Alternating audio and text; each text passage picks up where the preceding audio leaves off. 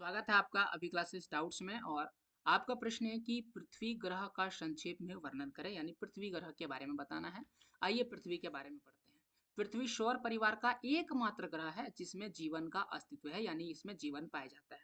इसका व्यास है 12,760 किलोमीटर। इसका मतलब है कि अगर अपनी पृथ्वी को गोलाकार आकृति मान लिया जाए, चूंकि सभी जो ग्रह है उसे हम लोग लगभग गोल ही मानते हैं, तो इस गोलाकार आकृति के लिए एक व्यास होता है। किसी भी गोल आकृति के लिए गणित में जो है व्यास होता है। तो इस आधार पर इस ओर से लेकर के इस ओर तक की दूरी को व्यास कहते हैं। और इसकी ही दूरी कितना है, 12,760 किलोमीटर है। इसका परिक्रमण काल है 3,365.24 दिन, यानी 365 दिन से थोड़ा अधिक समय लगता है इसको परिक्रमण करने में। जैसे ये पृथ्वी का परिक्रमण काल है, सभी जानते हैं सौर परिवार जो है उसके बीच में सूर्य है, और सूर्य के ही चारों ओर सभी ग्रह क्या कर रहे हैं, चक्कर लगा रहे हैं। तो पृथ्वी जो है अपना एक चक्कर पूरा करने में 365 दिन से कुछ अधिक समय लेता है। 23 घंटे 56 मिनट में अपनी धुरी पर एक बार घूम जाता है। तो 23 मिनट, जैसे लट्टू की गति होती है एक ही स्थान पर घूमने का, उसी प्रकार से हमारी पृथ्वी भी क्या करती है, अपने अक्ष पर घूमती है। और इस गति को, यानी इस एक घूर्णन पूरा करने में 23 घंटा 56 मिनट का समय लगता है। पृथ्वी का एक उपग्रह है, और इस उपग्रह को हम लोग चंद्रमा के नाम से जानते हैं। और चंद्रमा हमें रात में दिखाई देता है। निम्नलिखित पृथ्वी की निम्नलिखित विशेषताएं इसे शेष ग्रह से अलग बनाती है, जिसके कारण मानव इसमें रह पाता है।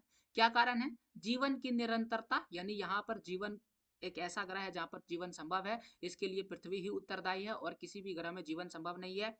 यह सूर्य से उचित दूरी पर स्थित है। जितना दूरी पर स्थित होना चाहिए उतना ही दूरी पर स्थित है, ना ही ज्यादा ना ही कम। इस कारण यहाँ पर ना ही अधिक गर्मी होती है और ना ही अधिक ठंडी होती है। ऑक्सीजन जो जीवन के लिए महत्वपूर्ण है, और जल जो जीवन के लिए महत्वपूर्ण है, ये यहाँ पर उपस्थित है। उपयुक्त वायुमंडल है। ओजोन का आवरण है जो सूर्य की हानिकारक किरणों से पृथ्वी की सुरक्षा कवच प्रदान करती है और हमें बचाती है।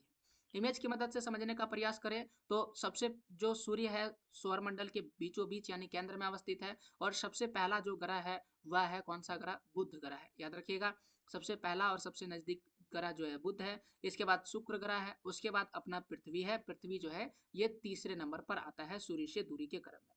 अब जरा अगर आकार की दृष्टि से देखा जाए तो यह जो सबसे छोटा आपको दिख रहा है, सबसे छोटा जो ग्रह है वह बुध ग्रह है।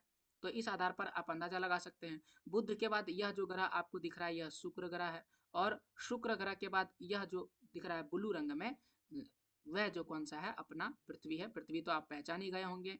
और यह जो ग्रह आपको दिख रहा होगा तो यह मंगल ग्रह है। ये कौन सा ग्रह है? मंगल ग्रह है। ये बृहस्पति है और ये शनि ग्रह है। तो इस प्रकार से आप इमेज की मदद से भी समझ गए। यह था आपके प्रश्नों का जवाब। ऐसे और प्रश्नों के जवाब के लिए चैनल को सब्सक्राइब करें।